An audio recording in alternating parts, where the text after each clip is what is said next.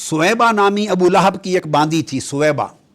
حضرت آمنہ کے پاس ابو لہب نے بھیجا کہ میرے بھائی مرحوم عبداللہ کے گھر آج بچہ ہونے والا ہے، جا میری بھاوج آمنہ کی خدمت کر اور مجھے خبر سنا.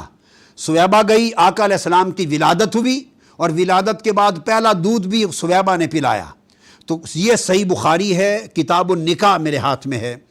اس میں آقا علیہ السلام کی یہ حدیث فرمایا کان ابو لہب اعتقہا. اب سویبہ نے جب آپ کے یہ خبر سنائی تو اس نے ان 2 انگلیوں کا اشارہ کر کے سویبہ کو آزاد کر دیا.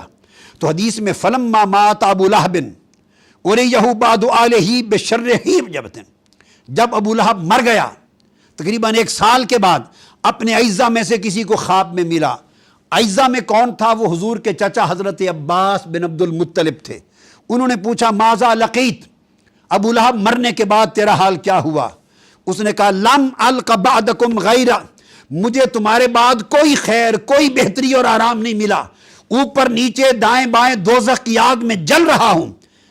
الا غیر انی سقیت فی ہذہ بعتاقتی سویبہ، سوائے اس کے کہ پیر کے دن جو میں نے مصطفیٰ صلی اللہ علیہ وسلم کی ولادت اور میلاد کی خوشی میں ان انگلیوں کا اشارہ کر کے سویبہ کو آزاد کیا تھا، اس کی آزادی کے صدقے جب ہر ہفتے پیر کا دن آتا ہے تو دوزخ کا عذاب مجھ سے کم کر دیا جاتا ہے اور میلاد مصطفیٰ کی خوشی کے سبب سے مجھے عذاب میں تخفیف ملتی ہے.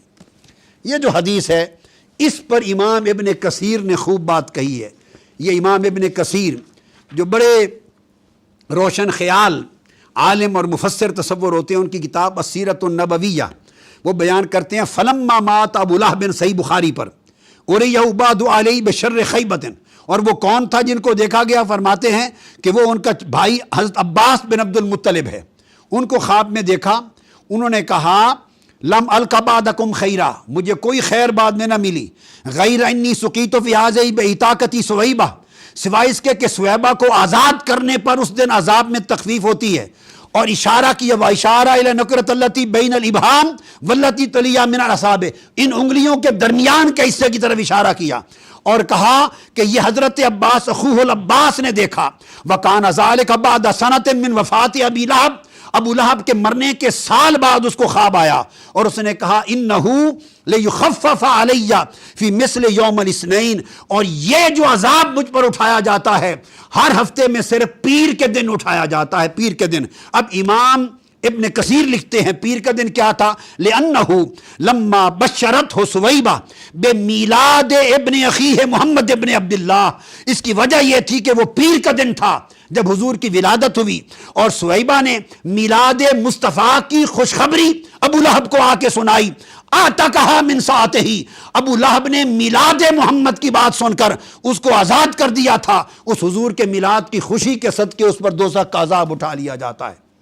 کل ائمہ محدثین نے یہ بیان کیا کہ جب ایک کافر جس کے کسی دنیاوی نیک عمل کا اجر آخرت میں نہیں ہے، اعمال الکفرۃ ھباء منثورا، کفار کے سارے عمل اسی دنیا کی راحت اور شہرت کی شکل میں اجر دے دیتے ہیں، کفار کے عمل کا اجر آخرت کے لیے نہیں ہے، آخرت کی اجر صرف اہل ایمان کے لیے ہیں.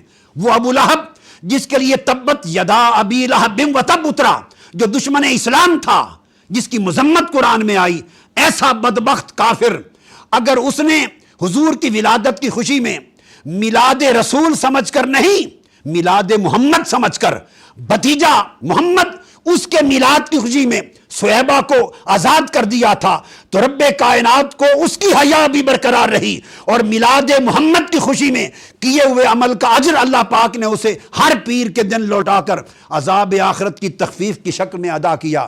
محدثین اور ائمہ لکھتے ہیں کہ کافر اگر میلاد مصطفیٰ کی خوشی کی اجر سے محروم نہ رہا تو ایک مومن، ایک صالح، مصطفیٰ سے محبت کرنے والا، حضور کی غلامی محبت اور عشق کا دم بھرنے والا، حضور کی اتباع کرنے والا، حضور کے دین کا جھنڈا اٹھانے والا، اگر وہ میلاد مصطفیٰ میلاد النبی سمجھ کر حضور سے محبت اور غلامی کے رشتے میں خوشیاں منائے گا، صدقہ کرے گا، خیرات کرے گا، ضیافت کرے گا، طاعت کرے گا، تو قیامت کے دن اللہ رب العزت کی بارگاہ میں اس کے اجر اور قرب و منزلت کی بات کا عالم کیا ہوگا.